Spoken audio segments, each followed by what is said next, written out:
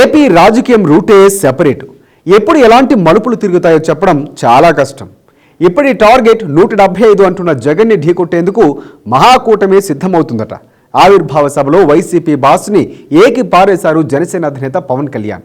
Chance దొరికితే TDP ఎప్పుడు జగన్పై జగడానికే దిగుతోంది.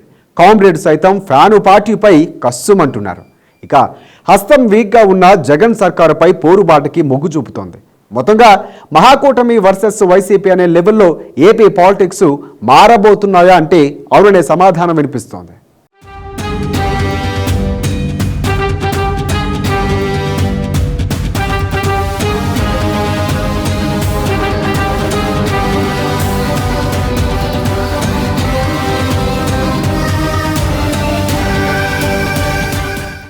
హాట్ గా ఏపీ రాజకీయం, ఎన్నికల మూడ్లోకి ఖద్దర్ లీడర్లు, పొత్తులపై నేతలంతా ఒకే మాట, వైసీపీని ఢీకొట్టేందుకు ఏకమవుతున్న ప్రతిపక్షాలు, సింగిల్ గానే వస్తామంటున్న వైసీపీ బాస్, పొత్తులపై సేనాని సానుకూల ప్రకటనలు.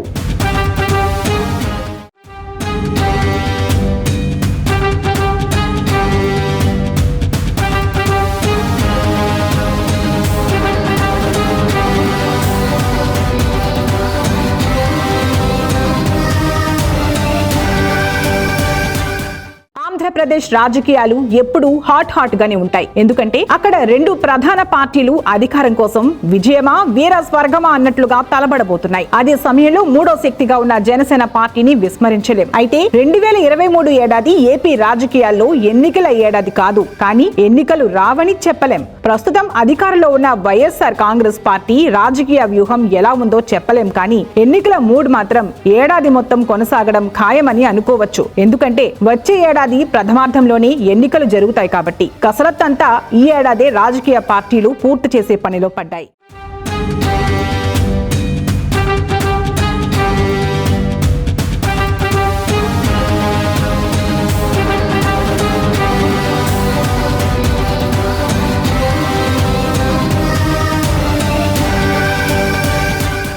ఇప్పటికే అన్ని పార్టీలు ఎన్నికల మూడ్లోకి వెళ్లాయి. ఇటీవల ఆవిర్భావ సభతో అదరగొట్టిన జనసేన అధినేత తాను ఎలాంటి ప్రయోగాలు చేయదలుచుకోలేదని చెప్పేయడమే కాదు, ఈసారి అసెంబ్లీకి తనతో పాటు మొత్తం జనసేన నుంచి పోటీ చేసేవారంతా గెలిచి వస్తారని పవన్ ప్రకటించడం కూడా కీలకమైన పరిణామం. బీజేపీతో పొత్తుల సంగతి పక్కన పెడితే పవన్ ముందున్న ఏకైక ఆప్షన్ తెలుగుదేశం అని అంటున్నారు పొలిటికల్ అనలిస్టులు.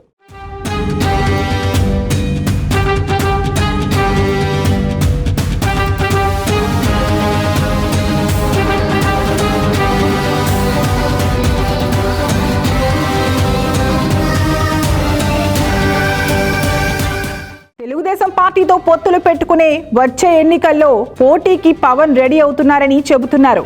దాంతో ఏపీ రాజకీయాల్లో కీలకమైన ఎన్నికలుగా 2024ను చూడాల్సి ఉంటుందని అంటున్నారు రాజకీయ విశ్లేషకులు. అంటే 2014 తర్వాత మరోసారి జనసేన తెలుగుదేశం పార్టీ పొత్తులతో ముందుకు వస్తాయన్నమాట. ఇక ఈ విషయంలో అఫీషియల్ గా ప్రకటన అయితే రావడం తరువాయి అని సమాచారం.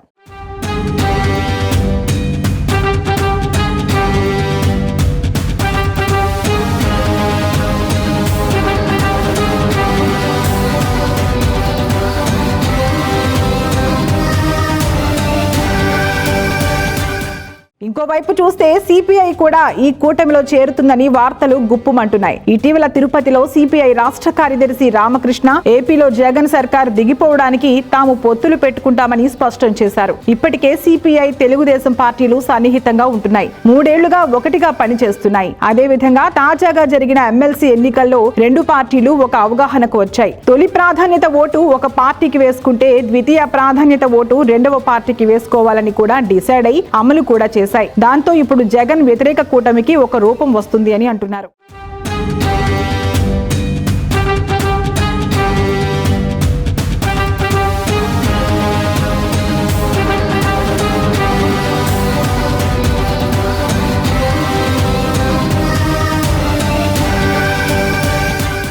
మరి ఈ పొత్తులో సిపిఎం కూడా ఉండే అవకాశాలున్నాయని అంటున్నాయి. అదేవిధంగా కాంగ్రెస్ కూడా చేరితే మహాకూటమి రెడీ అయినట్లే. ఆ దిశగా ప్రయత్నాలైతే సాగుతున్నాయి. దేశంలో కాంగ్రెస్ పెద్దన్నగా ఉంటుంది కాబట్టి జాతీయ పార్టీగా కాంగ్రెస్ ని సైతం కూటమిలో కలుపుకుని ప్రత్యేక హోదాతో పాటు విభజన హామీలను పూర్తిగా అమలు చేసేలా రాహుల్ గాంధీతో ఏపీలో ఎన్నికల వేళ పూర్తి హామీ ఇప్పిస్తే ఖచ్చితంగా వర్కౌట్ అవుతుందన్న ఆలోచనలో విపక్షాలు ఉన్నాయని అంటున్నారు.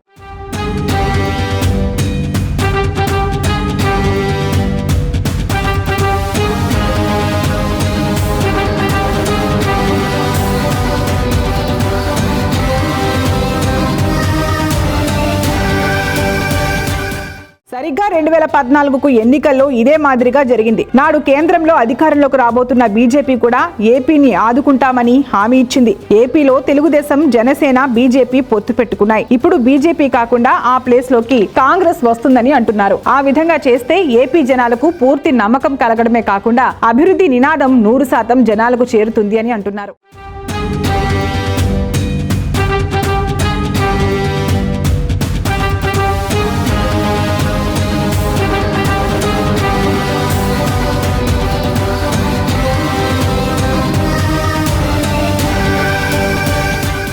మరి విపక్షం మహాకూటమిగా మారి జనంలోకి రాబోతోంది. ఏపీలో ఒంటరిగానే వస్తామని 175 సీట్లకు పోటీ చేస్తామని వైసీపీ ఇప్పటికీ పదే పదే చెబుతూ వస్తోంది. ఆ పార్టీకి అంతకంటే వేరే ఆప్షన్ కూడా లేదు అని అంటున్నారు. దాంతో వైసీపీ వర్సెస్ మహాకూటమి అంటే దాన్ని ఏ విధంగా ఎదుర్కొంటుంది అన్నదే చర్చగా ఉంది. ఏపీ జనాలు వైసీపీ పథకాలను ఆదరిస్తున్నారు. ఏపీలో 87% మందికి ఏదో విధమైన లబ్ధి కలుగుతోందని వైసీపీ చెబుతోంది. అన్ని పార్టీలు కలిసి రావాలని, తాము సింగిల్ గానే వస్తామని ఇప్పటికే మాజీ మంత్రి పేర్ని నాని సవాల్ చేశారు. మరి ఏపీలో 2024లో జరగబోయేది ఇదేనని అంటున్నారు. జనాలు ఏ రకమైన తీర్పు ఇస్తారు అన్నదే ఇప్పుడు ఆసక్తి కలిగించే అంశంగా ఉంది.